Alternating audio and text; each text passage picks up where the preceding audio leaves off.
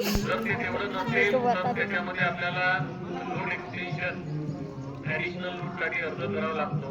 तर त्याच्यासाठी ती जी काही तुम्ही एजन्सी निवडता ती तुम्हाला मदत करते. तुम्हाला म्हणजे इकडे त्या ऑफिसची चक्कर मारावं नाही लागणार.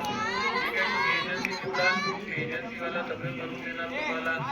लोड एक्सटेन्शन पासून ते तुमची सबसिडी लोन देण्यापर्यंत सगळी त्याची जबाबदारी असते एजन्सीची आणि ते तुम्हाला मदत करते.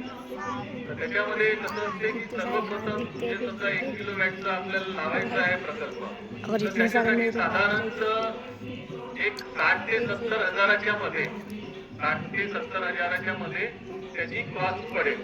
तर सर्वप्रथम आपल्याला कसं आहे की हे जे पैसे येणारा खर्च जो आहे प्रकल्पासाठी तो आपल्याला आपल्या याच्यातून पहिले आधी खर्च करायचा आहे.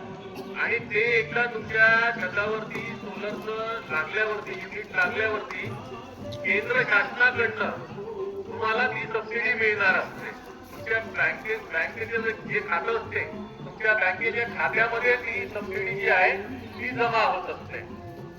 तर याचा फायदा आहे की प्रत्येक महिन्याला 1 किलोवॅट मागे 120 प्रतिमाह आणि त्याची जी लाईफ असते समजा एकदा आपण छतावरती रूफटॉप सोलर लावला तर त्या पॅनलची जी काही लाईफ असते ती 25 वर्षापर्यंत ते चालतात. ठीक आहे. आणि इन्व्हर्टरची काही वॉरंटी असते गॅरंटी असते. कुणी 5 वर्षाची देते कुणी 8 वर्षाची देते. म्हणजे कंपनी टू कंपनी ते व्हॅरी होत असते. तर ह्या बाबतीत जेव्हा तुम्ही एजन्सी सोबत बोलता तर सगळ्यात प्रथम त्यांना इन्व्हर्टरची वॉरंटी किती राहणार आहे, ठीक आहे, पॅनलची वॉरंटी किती राहणार आहे याबद्दल चौकशी करावी. आणि चांगल्यात चांगले जे पॅनल्स आहेत जसे वारी कंपनीचे पॅनल्स चांगले असतात, त्याच्यानंतर विक्रम सोलरचे पॅनल्स चांगले असतात, अदानी सोलरचे पॅनल्स आहेत, टाटा सोलरचे पॅनल्स आहेत. तर हे जे आहे थोडेसे मार्केटमध्ये चालणारे पॅनल्स आहेत.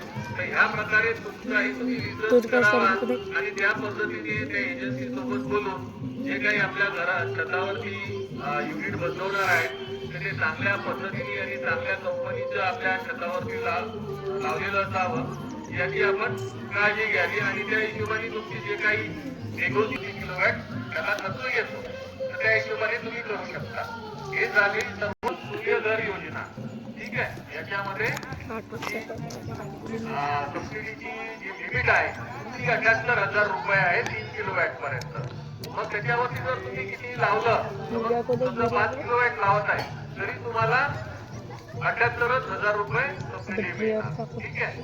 तर ज्याची लिमिट ठरवून दिलेली आहे केंद्र शासनाने त्याच्यावरती तुम्हाला फक्त 78,000 रुपये सबसिडी मिळणार.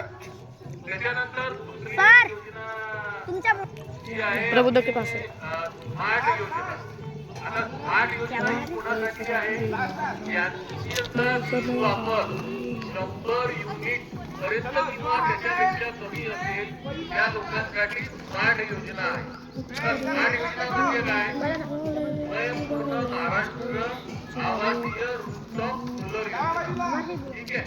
आता याच्यामध्ये काय असतं की हे आपली केंद्र शासनातर्फे जे अनुदान मिळणार आहे 30,000 रुपये त्याच्या व्यतिरिक्त याच्यामध्ये राज्य शासन पण अनुदान देणार आहे. प्रत्येक घटकासाठी वेगवेगळ्या त्यांची अनुदानाची मर्यादा ठेवलेली आहे. जसं की आर्थिकदृष्ट्या जे दुर्बल घटक आहेत त्यांना केंद्र शासनाचे 30,000 अधिक 17,500 रुपये हे राज्य शासनाचे अनुदान मिळणार आहे. तसेच एसटी आणि एसटी प्रवर्गात मोडत असलेले जे ग्राहक आहेत त्यांना केंद्र शासनाचे 30,000 रुपये 15,000 रुपये जे आहेत ते राज्य शासनाकडनं अनुदान मिळणार आहे. तसेच प्रवर्गात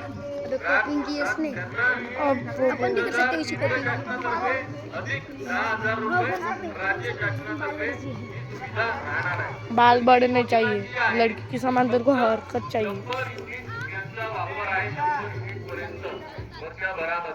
त्यांच्यासाठी ही योजना आहे स्मार्ट योजना. ठीक आहे.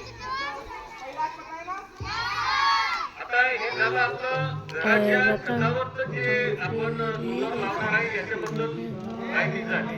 तर याच्या व्यतिरिक्त जे काही शेतकरी बांधव आहेत, शेतकरी बांधवांसाठी SC प्रवर्गातील शेतकरी बांधव असतील त्यांना 95% अनुदान मिळणार असून जे सामान्य किंवा ओबीसी कॅटेगरीत होणारे जे शेतकरी बांधव आहेत त्यांना 90% पर्यंत याच्यामध्ये केंद्र शासनाचे अनुदान राहणार आहे. तर याच्यामध्ये समजा 3 HP पर्यंत आपल्याला जर पंप लावायचा असेल म्हणजे 2.5 एकरापर्यंत ज्याच्याकडे जमीन असेल त्यांना 3 HP पर्यंत पंप घेऊ शकतो या योजनेअंतर्गत. त्याच्यामध्ये त्यांना जे स्वतःपासून जे खर्च करावा लागणार आहे तर SC प्रवर्गातील जे शेतकरी बांधव आहेत त्यांना 3 HP साठी 11,485 रुपये एवढा खर्च येणार असून 95% उरलेला जो खर्च आहे तो केंद्र शासन देणार आहे. तसेच 5 HP साठी जर पंप लावायचा असेल म्हणजे ज्यांच्याकडे 2.5 एकर ते 5 एकर पर्यंत जी जागा आहे त्यांना 5 HP पंप त्याच्यामध्ये मिळू शकतो. त्याच्यामध्ये जो येणारा खर्च आहे तो 16,037 रुपये एवढा आहे.